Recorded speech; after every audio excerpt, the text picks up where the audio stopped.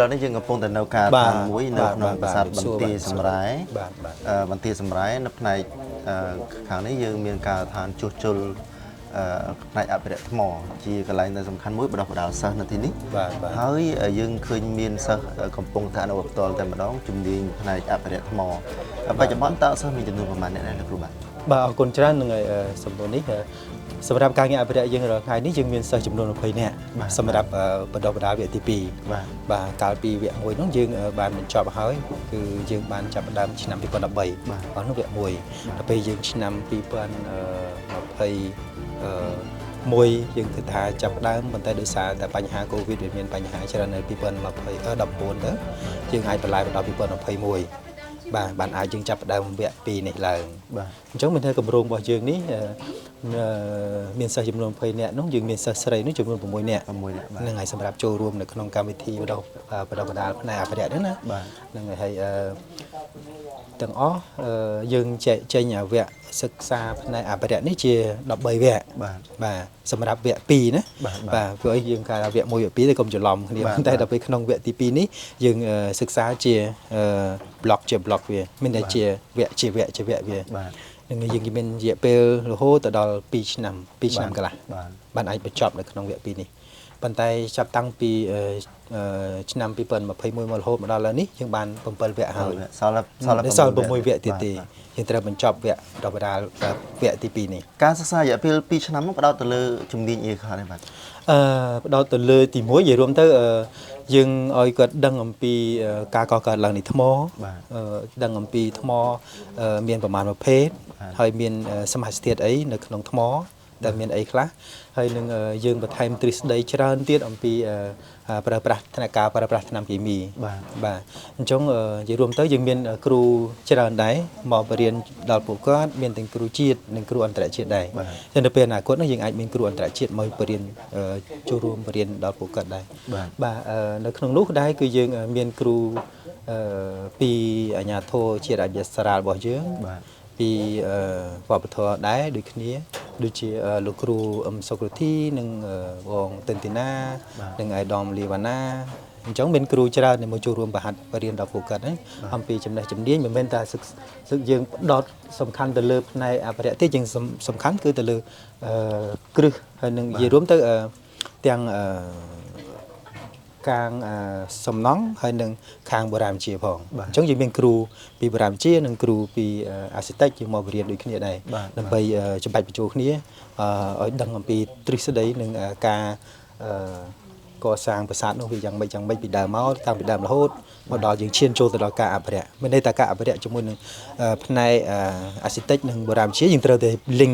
ยังวิ่งขึ้นนี้ยิ่งเติร์ดยีรูปได้ตึมๆคนเดียวถึงออกได้จึงมันอาจบัดข้างน้ำมวยบานเตะยังเคยท่ารวมในท่านังกอยังเบิ่งใหญ่จีรวมคือทมเมียนภาษาจราอนโบราณสถานจราอนเหมือนกันให้ทุนที่มนุษย์ได้ปีแบบนี้ยังอาจท่าใส่สำเนียงติดจ้ะให้โบกจมูกหนึ่งริมฉบองหนึ่งครูจะนอนบนติดต้นทิ้งปันไหนอาจโนมินการฟักขาดเอาที่บัดปัจจุบันนั่งอะไรคนเจริญสำหรับสมดุลนี่ยังกระทามีการฟักขาดปัจจัยยังกรมยังนี่สำหรับกรมปัญญาโทเจริญสระยังนี่ยังบันเวะน้องปีเวะรุ่ยหายปัจจัยกล่าวปีกรมระบบยังเต๋อคือเรามีกรมองค์การเซนเตียดได้เกิดมีการประดับประดาตะเลือบในอาประเดี๋ยวในโดยขี้ปัจจัยสำหรับกรมยังกระทาจมดุลขี้ใส่สับเนี่ยนี่เวียมันกรุบกรันที่สำหรับกรมดีทานโกยังเป็นตัวเวียตุลมตุเลียนะทมอ่ะอันจังมันได้ยังไปชอบเวียนี่เต๋อมันกรมยังนี่จังประดับประดาประเทศต่อแต่เตี้ยมันเป็นไปชอบทำเวียนี่ตีที่เพราะยังต้องการการเจริญสำหรับทุนเทียมมันดูข้างพนักอาประเดี๋ยวนี้แบบพนักอาประเดี๋ยวหม้อจีรวมบางยังปลาเปียมวยติดนั่นก็อาจใหญ่บางทางจีจำได้มวยอาจทำวิจัยมันหม้อหรือกับเป็ดหม้อติดจ้ะខ្ញុំតាមខ្ញុំដឹងលោកក៏បានបម្រើការងារផ្នែកច្រើនមកហើយសួរក្រៅពីការសិក្សាបន្តិចរបស់សិស្សប៉ុន្តែចង់ដឹងថាតើបទពិសោធន៍ការងារកន្លងមកថ្មរបស់យើងជួបប្រទះនឹងជំងឺអីខ្លាំងជាងគេបាទអរគុណច្រើនសម្រាប់សំណួរនេះហ្នឹងហើយសម្រាប់តែបទពិសោធន៍ក្រៅពីបរិញ្ញាក្មេងពីវគ្គនេះដែលខ្ញុំបានធ្វើផ្ទាល់ខ្លួនឯងជួបប្រទះជំងឺថ្មសំខាន់ជាងគេបំផុតគឺអាជំងឺសើស្បែករបស់ថ្មនេះអានោះហើយជាបញ្ហាសំខាន់បំផុតពីព្រោះថ្មយើងនេះវាមានបញ្ហាច្រើនដូច សុខភាពរបស់មនុស្សដែរវាមានជំងឺសើស្បែកវាមានជំងឺខាងក្នុងវាមាននិយាយរួមមកជំងឺច្រើនមុខទៀតដែលយើងត្រូវព្យាបាលនឹងអភិរក្សវាហ្នឹងហើយជាពិសេសគឺនៅលើសរបកផ្ទៃថ្មជាដើមនេះពីព្រោះនេះគឺហេតុតែបានខ្ញុំថាសំខាន់ពីព្រោះអានេះគឺវាជាប្រវត្តិសាស្ត្រមួយបើសិនតែវាល្បេះក្បាច់ល្បេះអីទាំងអស់មកវាបាត់បង់នៅប្រវត្តិសាស្ត្ររបស់យើងអញ្ចឹងយើងអត់ដឹងថាតើអាវានៅផ្ទាំងផ្នែកខាងលើនេះជាវារឿងអីឬក៏និយាយជាក្បាច់អីទេអញ្ចឹងមានន័យថាសំខាន់បំផុតគឺយើងត្រូវថែរក្សានិងអភិរក្សនៅលើផ្ទៃឲ្យបានច្រើនជាងគេអានេះសម្រាប់ទ្រឹស្ដីក្នុងផ្នែកអភិរក្សហើយខុសពីការងារជួសជុលបន្តិចខ្ញុំផ្ដោតទៅលើវាលិញទៅចូលទៅក្នុងបន្តិចទៅការងារអភិរក្សនិងការងារជួសជុលវាចែកដាច់គ្នាពីព្រោះការងារអភិរក្សយើងគ្រាន់តែថែរក្សាអ្វីដែលវានៅសល់ទុកឲ្យវាបន្តជីវិតនិងគង់វង្សបានយូរអង្វែងតទៅទៀតបើសិនយើងផ្នែកជួសជុលមានន័យថាយើងត្រូវតែដូរជំនួសអ្វីមួយយើងត្រូវដាក់ឲ្យថ្មីមួយអញ្ចឹងណាប៉ុន្តែការងារអភិរក្សរបស់យើងនេះគឺយើងត្រូវដើរទន្ទឹមនឹងគ្នាទាំងពីរមានទាំងអភិរក្សមានទាំងជួសជុលផងបាទអាចថាអ្វីដែលសំខាន់បំផុតយើងឃើញថាពីរមណីយដ្ឋានអង្គរវាមានប្រភេទចម្លាក់សំខាន់ឧទាហរណ៍ចម្លាក់អប្សរានៅប្រាសាទខ្លះមានសាលាចារឹកជារបស់សំខាន់ហើយកន្លែងខ្លះមានដល់រូបចម្លាក់ធ្វើបាយអតើប្រភេទចម្លាក់ទាំងអស់ហ្នឹងឬក៏សាលាចារឹកទាំងអស់ហ្នឹងកន្លងមកធ្លាប់ជួបពីបញ្ហាប្រឈមឬក៏មានជំងឺធ្ងន់ធ្ងរដែលទាមទារឲ្យក្រុមអភិរក្សថ្មជួសជុលបន្តនេះបាទមាននឹងឲ្យល្អសម្រួលហ្នឹងឲ្យជាពិសេសគឺយើងនៅប្រាសាទអង្គរវត្តដែលជាកន្លែងធំជាងគេយើងថាកន្លែងសំខាន់ជាងគេសម្រាប់ខ្មែរយើងគឺនិយាយរួមទៅនៅលើចម្លាក់អប្សរាឬមិនថាអប្សរាឬក៏ថានៅលើផ្តែកអីផ្សេងៗទេវាតែងតែមានបញ្ហាជំងឺសើស្បែកនឹងកើតឡើងជារៀងរាល់ឆ្នាំពីមួយខែទៅមួយខែវាតែងតែកើតឡើងពីព្រោះណាមួយវាអាយុកាលរបស់ថ្មយើងនោះវាមានវ័យចាស់ជរាផងហើយណាមួយវាដោយសារតែសមាសធាតុនៅក្នុងថ្មនោះវាមានបញ្ហាផងហើយផ្សំគុំជាមួយនឹងអាកាសធាតុខាងក្រៅដែលធ្វើឲ្យមានការប៉ះពាល់ដល់ផ្ទៃខាងក្រៅថ្មនោះវាធំបំផុតណាអញ្ចឹងទៅនិយាយរួមថាសំខាន់បំផុតទៅលើសាលាចារឹកផ្សេងនោះក៏មានបញ្ហាច្រើនគ្នាពីព្រោះយើងដឹងហើយនៅក្នុងសមាសធាតុរបស់ថ្មយើងមានសារធាតុអំបិលដែលនៅក្នុងផងរួមផ្សំជាមួយនឹងបរិយាកាសខាងក្រៅពេលកាលណាទៅប៉ះវាកន្លែងនោះមួយគឺបើសិនតែយើងបានសិក្សាជ្រៅបានយើងយល់ស៊ីជម្រៅអំពីទៅថ្មនោះហេតុអីបានវាមានបញ្ហាផ្ទៃស្បែកខាងក្រៅរបស់ថ្មខ្ញុំនិយាយតែផ្ទៃស្បែកខាងក្រៅចុះមានតែយើងផ្ទៃស្ទាប់ថ្មខាងក្រៅណាបាទហើយបន្តមកទៀតយើងមានបញ្ហាផ្សេងដូចវាមានលំបកកំមជាសកាអញ្ចឹងលើវាចេះល្បេះធ្លាក់ពីមួយឆ្នាំទៅមួយឆ្នាំដោយសារតែបញ្ហាប្រឈមទាំងអស់នៃអាកាសធាតុនិយាយរួមថាអាកាសធាតុប្រមូលផ្ដុំធំនៅកន្លែងតំបន់អង្គរយើងនេះពីព្រោះយើងដឹងហើយតំបន់អង្គរយើងគឺទទួលអាកាសធាតុមូសុងអញ្ចឹងវាមានក្តៅមានសើមទៅហើយទៅពេលនេះទៅអាកាសធាតុនោះគឺវាអាចធ្វើឲ្យថ្មនោះវាមានប្រែប្រួលពីព្រោះនៅក្នុងថ្មគឺវាមានថ្មអង្គរយើងវាមានសារធាតុស្អិតមួយយ៉ាងដែលគេហៅថាដីឥដ្ឋនៅក្នុងនោះប៉ុន្តែដីឥដ្ឋនោះគឺមានការស្រូបទឹកនិងការរួមមាត្រនិងការរីកមាត្ររបស់វាពេលកាលណាវាមានប្រតិកម្មជាមួយនឹងបរិយាកាសខាងក្រៅវាធ្វើឲ្យការរួមរីករបស់វាពីឆ្នាំទៅឆ្នាំនោះវាធ្វើឲ្យមានបញ្ហាខ្លាំងរួមទាំងនឹងរ៉ែកានិកផ្សេងនៅក្នុងថ្មនោះផងបាទបើធៀបvớiជំងឺសើស្បែកមនុស្សនេះក៏មានជំងឺសើស្បែកដែរឧទាហរណ៍ការលមាស់លាក់ស៊ីស្បែកជួននេះរហូតដល់ស្បែកកទួលក្រហមអីចឹងស្ងាច់របត់ថ្មវិញដែលមានជំងឺដោយសារមានតែជាតិអាស៊ីតជាតិអំបិលដែលធ្វើឲ្យថ្មពុកផុយទេឬក៏យ៉ាងមានជំងឺអីផ្សេងទៀតមានជំងឺផ្សេងជាច្រើនទៀតដូចជាមានស្លែដែលវាដុះក្រាស់ពាសពេញនៅលើផ្ទៃថ្មនេះក៏វាជាបញ្ហាមួយដែលវាផ្ដល់ឲ្យអន្តរាយទៅដល់ផ្ទៃថ្មខាងក្រៅដូចគ្នាដែរពីព្រោះស្លែទាំងអស់នេះវាមានច្រើនប្រភេទមានស្លែខ្លះវាអាចនឹងការពារមានស្លែខ្លះវានឹងអាចធ្វើឲ្យថ្មទីថ្មនោះវាមានពុកផុយបានដែរគ្នាវាស្លែស៊ីថ្មទេអាចស៊ីថ្មវាស្លែនោះយើងគិតថាវាមិនស៊ីទេប៉ុន្តែដោយសារវាដុះលូតលាស់នៅលើផ្ទៃថ្មទៅវាមានអាសារធាតុត្រូវរឹសវាទៅចូលទៅជ្រៅទៅវាអាចបឺតយកអាសារធាតុមកចិញ្ចឹមសរីរាង្គរបស់វាអានឹងហើយដែលធ្វើឲ្យវាមានបញ្ហាខ្លាំងទៅដល់ផ្ទៃថ្មខាងក្រៅដូចគ្នាអញ្ចឹងក្រៅពីស្លែនេះក៏នៅមានជំងឺមានបញ្ហាផ្សេងៗជាច្រើនទៀតដែលរួមផ្សំជាមួយគ្នានោះបាទចឹងអានេះគឺជាជំងឺមួយដែលសំខាន់បំផុតប៉ុន្តែខ្ញុំសម័យវិញទៀតខ្ញុំនៅតែសម័យដដែលរមណីយដ្ឋានអង្គរវាធំខ្លាំងដូចបានលើកឡើងខាងដើមធ្វើយ៉ាងម៉េចបានដឹងថាប្រាសាទនេះឬក៏តំបន់នេះកំពុងតែរងហានិភ័យខ្លាំងទាមទារ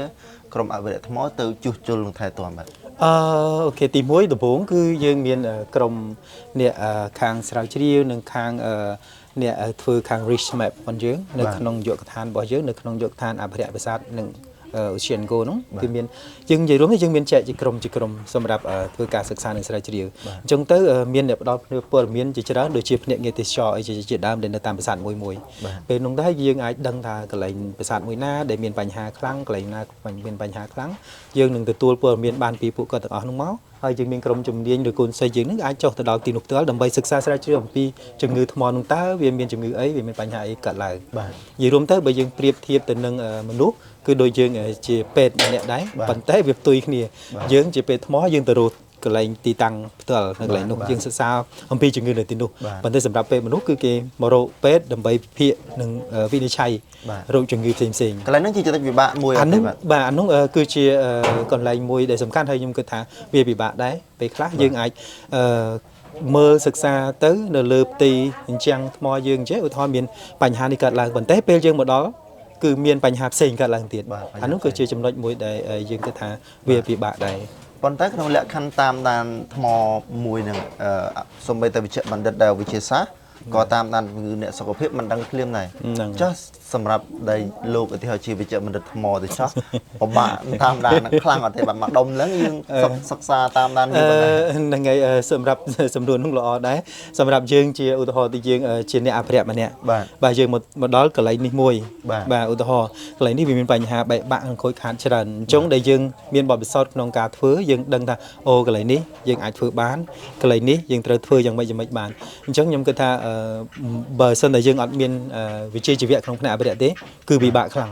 ពិបាកក្នុងការវិនិច្ឆ័យរោគរបស់វាតើវាមានបញ្ហាអីកើតឡើងមូលហេតុអីបណ្ដាលមកពីអីដល់ពេលដោយសារយើងមានបទពិសោធន៍ក្នុងការងារនេះទៅខ្ញុំគិតថាវាមិនជាបញ្ហាអីធំដុំសម្រាប់ក្រុមការងារអភិរក្សយើងទេយើងអាចធ្វើបានបាទយើងអាចវិនិច្ឆ័យវាបានបាទក្នុងបទពិសោធន៍របស់លោករយៈពេលប្រហែលឆ្នាំមកនេះតើអ្វីដែលជាបញ្ហាប្រឈមធំបំផុតដែលលោកបានធ្លាប់ជួបកន្លងមកបាទនិយាយរួមទៅសម្រាប់ការងារនេះការងារអភិរក្សនេះប្រឈមធំបំផុតគឺនិយាយរួមទៅគឺកត្តានិយាយរួមនិយាយពីកត្តាវិញវារួមផ្សំគ្នាបើយើងនិយាយពីដែលខ្ញុំបានធ្វើកន្លងមករយៈពេលច្រើនឆ្នាំហើយគឺកត្តាធម្មជាតិជាសំខាន់ជាងគេបំផុតបាទផុតពីនោះមកមានរួមផ្សំជាងកត្តាមនុស្សហើយនឹងកត្តាសត្វអីផ្សេងអញ្ចឹងហើយវាធ្វើឲ្យផលប៉ះពាល់ហ្នឹងវាមានទំហំធំបាទទំហំធំទូលាយណាស់បាទសម្រាប់កត្តាទាំងនោះបាទអ្វីដែលខ្ញុំចាប់អារម្មណ៍មួយសូមអាចថាត្រឡប់ទៅសំណួរខាងដើមបន្តិចចុះបាទយើងថ្មដែលនៅដីតើនៅដីហ្នឹងដីវាអាចជប់ជាតិទឹកធ្វើឲ្យថ្មនឹងសើមខូចអត់ទេបាទហើយណាមួយខាងក្រោមនេះជាកន្លែងទ្រទម្ងន់សំខាន់និងជាកន្លែងទ្រគ្រឹះប្រាសាទនឹងមួយដែរបាទតើអាសាធាតុដីហ្នឹងដែលសើមយូរទៅអាចប៉ះពាល់ថ្មទេបាទអូខេល្អនៅសំណួរនោះប៉ុន្តែបើសិនតែយើងគិតថាបើសិនតែទឹកហើយនឹងសំណើមនោះវានៅទេបាទនៅទីនោះថ្មវាអត់មានចលនាអីប្រែប្រួលខ្លាំងទេបើសិនតែវានៅពេលដែលទឹកចេញអស់មានន័យថានៅកន្លែងគល់នេះកន្លែងទេសនេះវានឹងមានបញ្ហាកើតឡើងបាទពីព្រោះកាលណាវាទឹកជ្រាបចូលនឹងបៀមនៅយូរនៅកន្លែងនេះពេលកាលណាថ្មនេះស្ងួតវាភាយចេញតែទឹកទេអញ្ចឹងវាមានសារធាតុផ្សេងនៅក្នុងរន្ធញើសរបស់ថ្មពីព្រោះថ្មរបស់យើងនេះក៏មានរន្ធញើសរបស់វាដែរដូច្នេះវាអាចបង្កទៅជាសារធាតុមានន័យថាមេរោគផ្សេងជាច្រើនដែលរស់នៅក្នុងរន្ធញើសរបស់ថ្មវានឹងធ្វើឲ្យថ្មនោះវាមានបញ្ហានៅផ្នែកខាងក្រោមអញ្ចឹងហើយបានជាទូទៅនៅ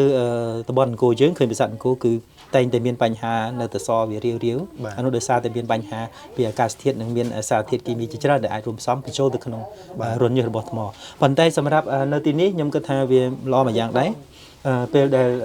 ខេត្តភាសាយើងអញ្ចឹងមានទឹកច្រើនពេលខែប្រាំងវាអាចរំដោះទឹកហូរទៅអស់បាទរីងអស់ហើយវាអត់មាននៅទីនេះទៀតប៉ុន្តែនៅក្នុងនេះឃើញផ្ទៃផ្នែកខាងក្រោមខ្លះគឺវាតែងតែមានបញ្ហាជាដរាបវាមិនអាចបាត់នេះទេ